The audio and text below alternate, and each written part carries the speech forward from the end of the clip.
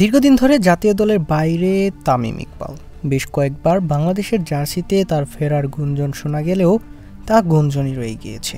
আন্তর্জাতিক ক্রিকেটে খান সাহেবের ফেরা নিয়ে কম নাটক হয়নি। সম্প্রতি শোনা যাচ্ছে চ্যাম্পিয়ন্স ট্রফি দিয়ে জাতীয় দলে আবারও ফিরতে পারেন তামিম ইকবাল।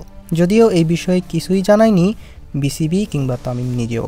জাতীয় দলের সাবেক এই অধিনায়কের বাংলাদেশের জার্সিতে ফেরা নিয়ে সমর্থকদের মাঝে আগ্রহের কমতি নেই। তবে তামিমের একটি কথায় হতাশ হতেই পারেন সমর্থকরা।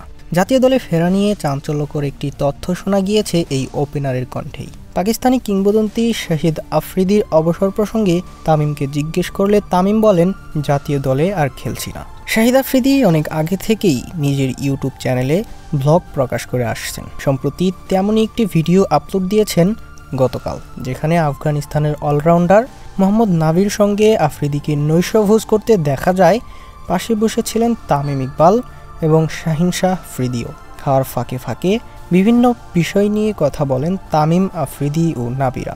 তারই মাঝে আফ্রিদি তামিমের কাছে জানতে চান, তামিম, তুমি কি পুরোপুরি অবসর নিয়ে ফেললে? আন্তর্জাতিক ক্যারিয়ার কি তোমার শেষ?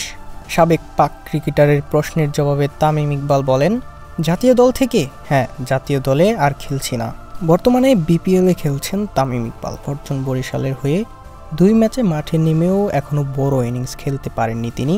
দেখা যাক শেষ পর্যন্ত কি করতে পারে তামিম ইকবাল। তবে তামিমের জাতীয় দলে আর ফেরা নিয়ে এই বার্তাটি তার সমর্থকদের হতাশ করতেই পারে।